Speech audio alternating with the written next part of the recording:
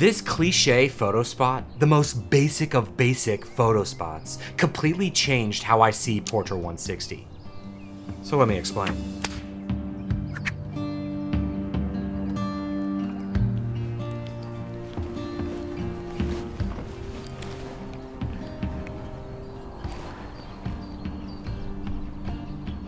When people pick up a film camera for the first time, everyone, and I mean everyone, points them to one roll of film, Portra 400. But why? Well, for a few reasons. Those creamy tones, that wild exposure latitude, and the price. Okay, maybe 10 years ago, the price. But Portra 400 is really hard to mess up. That's why it's perfect for beginners. It forgives all your crazy exposure mistakes. But Portra 160, it doesn't get the same love. Maybe it's because it's a slower speed. I mean, you're not gonna pick up 160 when you're chasing golden hour into the night, getting some beers with your bros. But here's the thing. I took one photo, waiting for the sun to rise on the Wyoming landscape. That stopped me in my tracks. So today, let's drive around Texas while I explain why Portra 160 might just be the best film Kodak makes, and why you've probably been sleeping on it. Today, I'll be using my Leica M6 with a Summicron 40mm lens. It brings up 50 frame lines, so I'm just gonna, just.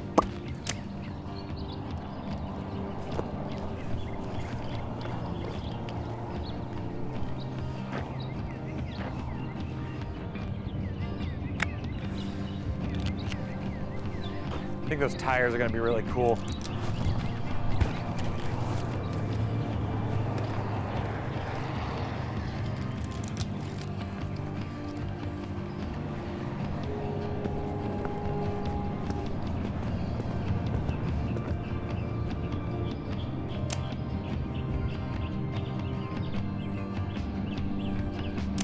I wonder when the last time someone lived here was. It's one of those houses that obviously is just made out of wood. So in today's lineup of color films, where exactly does Portra 160 sit? Because sadly, Portra 160 doesn't even make the top 5 of color films shot. Number 1, obviously, goes to Portra 400, and it's probably an easy guess. Portra 160 doesn't even beat out its older, pricier brother, Portra 800. That sits at number 6, despite its hefty price tag. Nope. 160 sits right at number 9, just barely taking the C41 cake over Kodak's Ektachrome at number 10. So it's definitely down there on the what's being shot list. By the way, these stats are coming from the darkroom and what they actually see coming through the lab.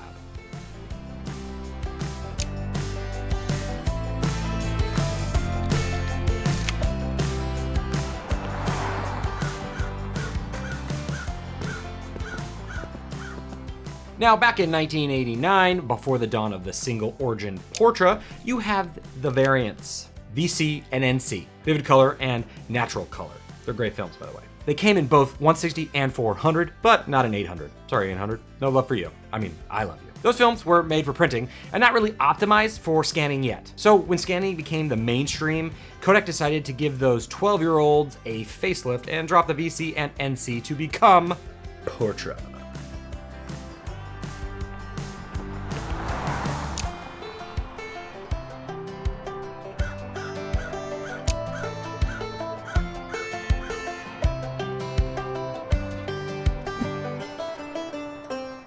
Portra 400 coming first in 2010, and Portra 160 might dropping in 2011. Both those films now optimized from the motion picture side of things, borrowing some of its characteristics and technology from Vision 3's lineup of films. So technically, that means 160 is the newest of the Portra films in that lineup. But does that mean it's better?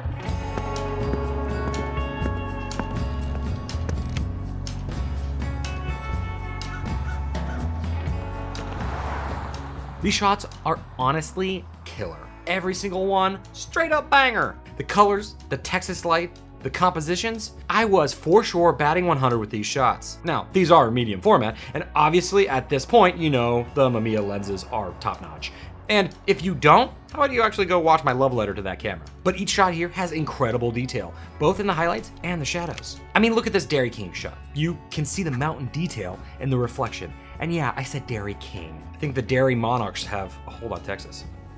World's smallest Buc-ee's. But I must say, shooting all these piping hot Portra shots got me and my amigo hungry. so we had to fuel our temples. So we stopped off at maybe one of the best barbecue restaurants I have ever had in my entire life. And we weren't the only ones that thought that, judging by the crowd. Whew, it wouldn't be a Bad Flashes video without some barbecue. Look at that hot stuff by the car.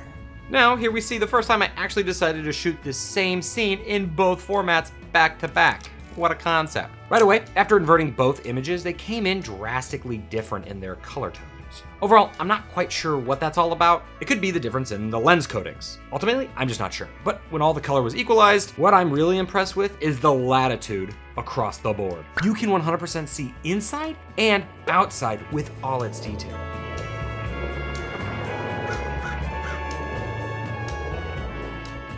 Now, Kodak markets our PAL Portra 160 as some smooth tones with some fine grains and accurate colors. Sounds a little boring, right? But in practice, it grants some killer images. And that couldn't be even more true than looking at these next set of images.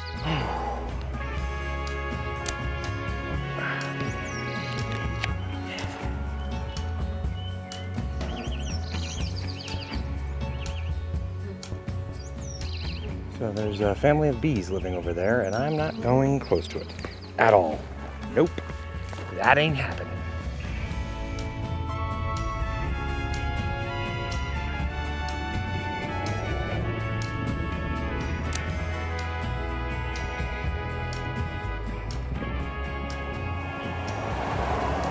One thing that we all collectively know is that Texas is usually hot. Dry and hot. That sun is relentless at times. And because of that, this Portra 160 is a great companion. That 160 means that I can shoot at a sweet spot here in the Texas sun without having to stop down to f/16 and make everything look like a pinhole camera.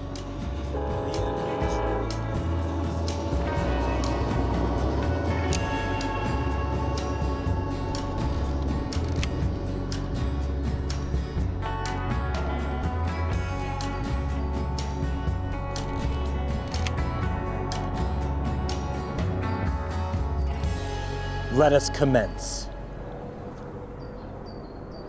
Oh, just kidding. That's cool. Milk ice, snacks. Oh, that's really cool.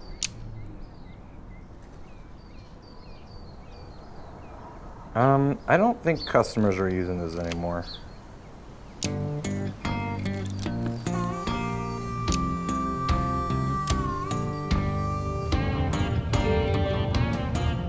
Now, here's another example of me shooting these formats side by side. Here in the theater, you can tell that the highlight roll-off is a little bit better in medium format, as opposed to 35. And as we discussed on this channel before, because of that larger negative that medium format provides, you get a few enhancements. Better range, sharper images, higher resolution, and you can't forget the wow factor. That big ass 6.7 factor.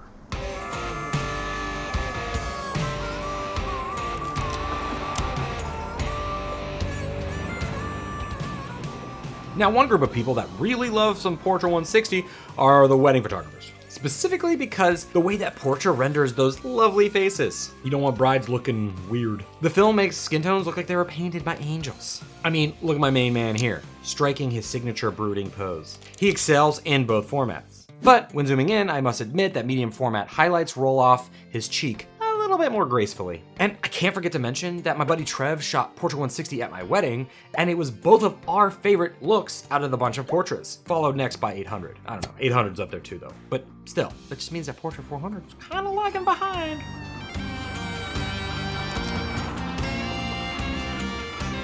I shot a one roll of 35 and 30, and then 2 rolls of 160 in medium format. We'll see what tomorrow brings for this 160 review.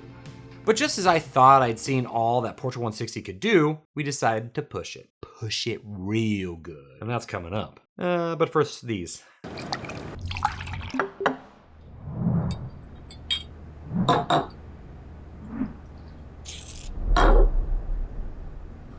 That really burns my chapped lips. Yeah.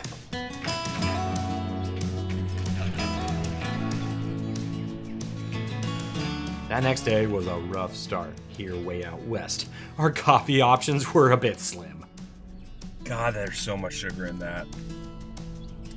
But today, I think I'm gonna do a little different, and I'm gonna push it.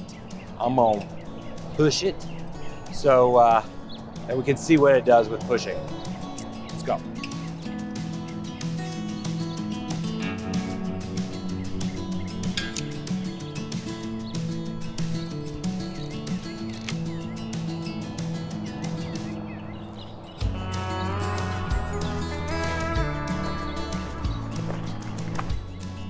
Holy mackerel! Right out the gate, I'm pleasantly surprised at how this film handles pushing. I love these.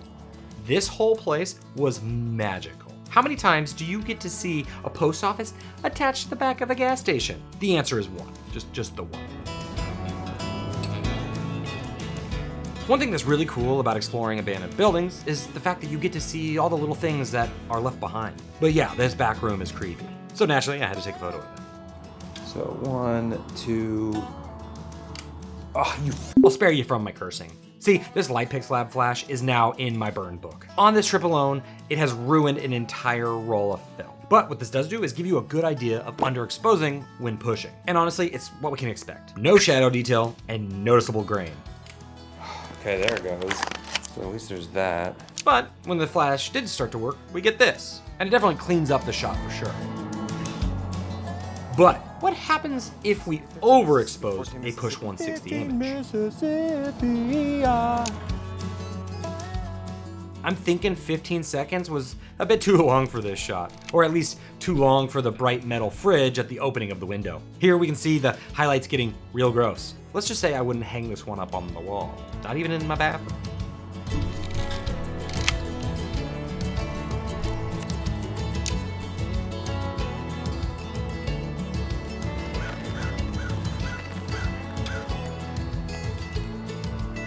Look at that.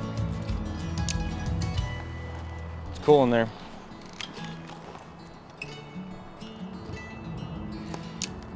Dark slide. Okay, cool. Overall, I must say that pushing this film really holds up in general, especially in medium format. However, I don't think I would try it in 35mm. Because of the less surface area that 35mm film has, every little imperfection gets pushed to its limits and exacerbated. You didn't think I know that word, did you? At that point, I would be afraid that the highlights would get a little too mushy. Now, a little later down the road, we stopped off at this little town that we knew had an abandoned school. And learning from our lessons on Route 66, abandoned schools usually house eccentric people. Like creaking in. I think someone lives here. So we kind of kept our distance. We have a bad track record with schools.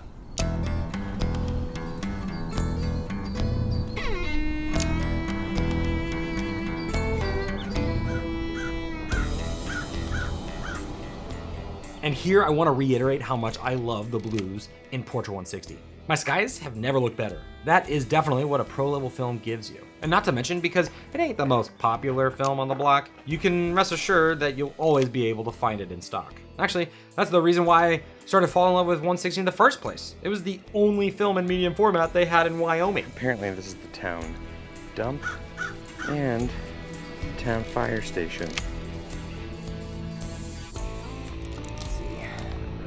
Let's open up some light.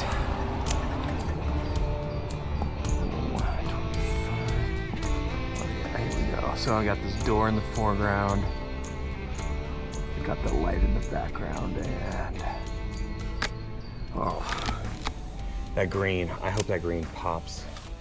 After seeing all these images in 35, I'm still in awe of how fine-grained this film can actually be. And I can't forget to mention that because this film is meant to be scanned, you can really get the most flexibility out of your images. But before we make our way into an abandoned swimming pool, let me tell you about today's sponsor, Freestyle Photo. Have you ever loaded up a roll of film and just thought, damn, this process is so magical? Well, you got places like Freestyle Photo to thank for keeping that magic alive. Freestyle has been doing it since 1946, nearly 8 decades of championing analog photography, supplying students, pros, labs, schools, and darkroom diehards with everything they need to keep that film flame burning. They're one of the biggest analog distributors in the US. They've also got the heart of a local camera shop. And you better believe you can pick up that creamy Portra 160 at their LA location. The staff is genuinely helpful and super knowledgeable. And if there's a film stock you're after, chances are they've got it in 35mm, 120, large format, you name it. And they're also refreshing their lineup with the latest and greatest in the film world. So whether you're starting out with your first roll or you've been shooting Portra for 100 years now, Freestyle has the tools and the chemistry and the knowledge to support your film journey. Check them out online or swing by their LA storefront. Links in the description.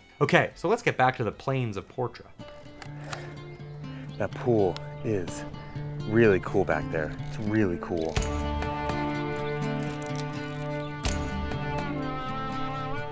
This is where they must kept all the pool stuff and pool tables. Now, finishing off our comparisons is this pool table in a pool house. Very meta. And as we've seen in other comparisons, the Portra 160 can hold up in the shadows and the highlights very well. But just like everything else, the medium format ever more so. Just give it a little edge, just a little bit medium. And if you think the quality, color, and resolution looks great in medium format, holy smokes does 4x5 take the absolute cake. The entire cake. It's a 4x5 cake. Well, I'm out on my M6 and I'm out on my M7.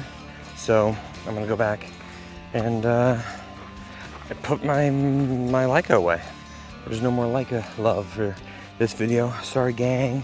Now, Jason and I spent another hour walking around this town taking photos. And that's where I'll leave you for today's journey in Texas. But let's get back to that whole question at the beginning of this episode, and maybe even ask a new one. Have you now woken up to the possibilities of 160? Because I know I'm awake. Portra 160 is colorful, sharp, and has the latitudinal range of an opera singer. Overall, I prefer it in 120 because it shines so bright in that format. But don't get me wrong, it's still hot in 35. For my 35, I usually like my images to have a little bit of a different feeling, so that's why I might stick more with Ultramax or even Pro Image. But one thing I'm 100% sure about is almost at the same price, I'd pick 160 over Ektar any day of the week. You pick a day, it would be 160. Let me know in the comments below if you're now looking at the Portra lineup in a different light, or if you're going to stick with your own tried and true film stock. Okay, partner, that will do for me today, but not from Texas. More to come there. I don't know why I decided to start that. Bye!